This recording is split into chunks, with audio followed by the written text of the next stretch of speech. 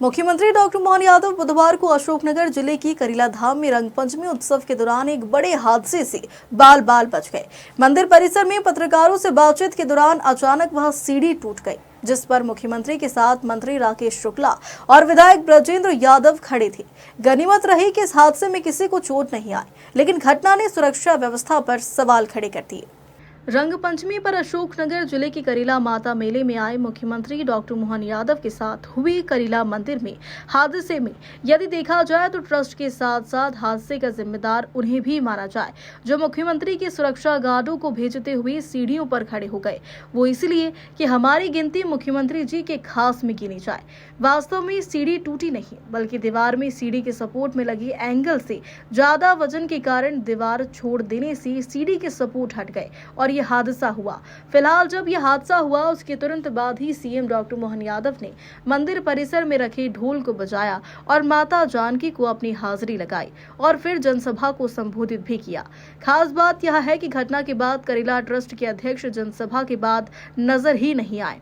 रात 10 बजे वह मेला प्रांगण में नजर आए और मीडिया ने उनसे जब इस मामले को लेकर पूछा तो वे मंदिर ट्रस्ट के अध्यक्ष होने के नाते अपनी भूल मानने को तैयार ही नहीं हुए। उल्टा सारा दोष मीडिया, प्रशासन और पुलिस पर मढ़ते हुए उनकी जवाबदेही बताया, जबकि मंदिर ट्रस्ट का पूरा जिम्मा मंदिर परिसर में हर तरह के रखरखाव का होता है।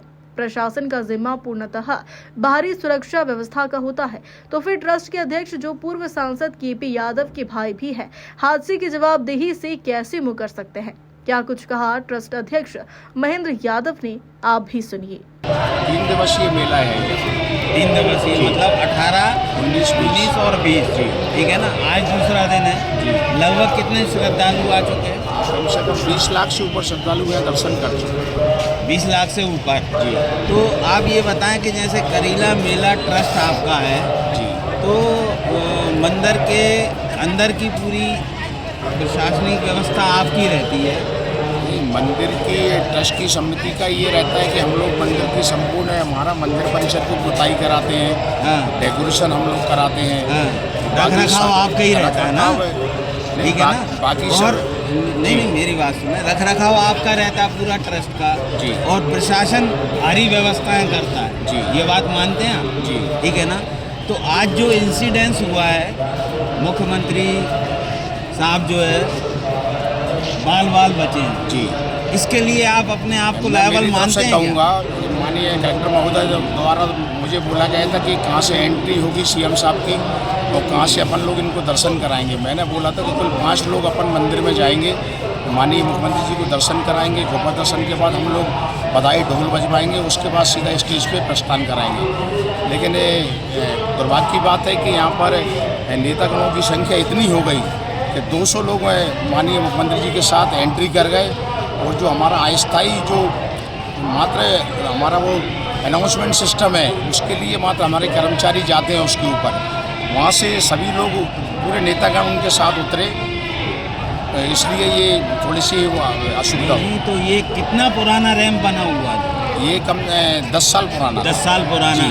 तो 10 साल में बट नेचुरल है कि बारिश का पानी भी लगा, धूप भी लगी जी, ठीक है ना। तो कुछ ना कुछ लोहे में परिवर्तन आया, उसी का कारण रहा है। प्रति वर्ष हम इसको पेंट करवाते हैं और सभी लोगों ने इसको चेक किया था। प्रशासनिक अधिकारियों ने पूरा रूट चेक किया था कि कहाँ से सीएम साहब आएंगे। 2 गेटों के हमने लॉक भी चेंज कराए थे मैंने कि यहाँ से सीएम साहब को अंदर आना है, कहाँ से उतरेंगे और कहाँ से ढोल बजा के और अपना ये झंडा बंदन करेंगे। पूरा रूट मैंने एसपी कलेक्टर साहब को बता दिया। जी, आपका कहना अपनी जगह सही है जी, मगर जो सीढ़ी थी उसका तो आपको ही करवाना था ना कायाकल्प।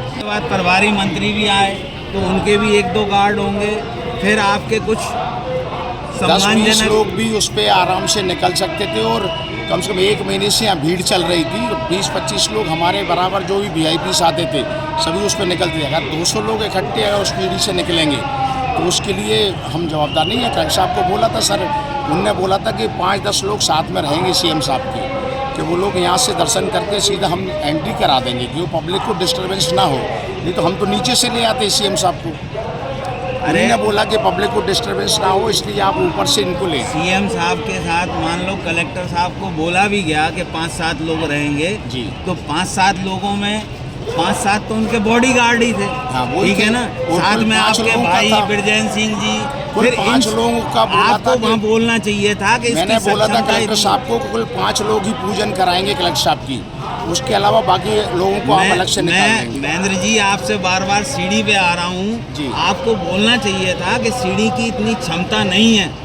उसके पहले पूरा चेकअप पूरा इनने कलेक्टर साहब ने करवा लिया था। हमारे पीडब्ल्यूडी एसडीओ द्वारा पूरा चेकअप, हमारी पानी की टंकी का भी चेकअप हुआ था।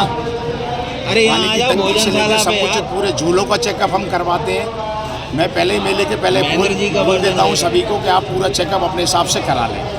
मंदिर प्रशासन की ये मतलब ये समस्या रहती है कि हमारे पूरा मंदिर परिसर को हम लोग स्वच्छ डेकोरेशन से लेके ये लोग करते हैं, बाकी वीआईपी आगमन के लिए पूरा प्रशासन अपने हिसाब से तैयारी करता है। मतलब आप कोई जिम्मेवारी लेने नहीं, को बिल्कुल तैयार मैं नहीं? तैयार नहीं हूँ। मैंने पहले ही बोला था, मुझे 5 लोगों का बोला गया था कि 5 लोग पूजन करेंगे और सीएम साहब दर्शन करने के बाद में स्टेज पर आएंगे। मगर लायबल तो आप ही हैं अध्यक्ष होने के लाने।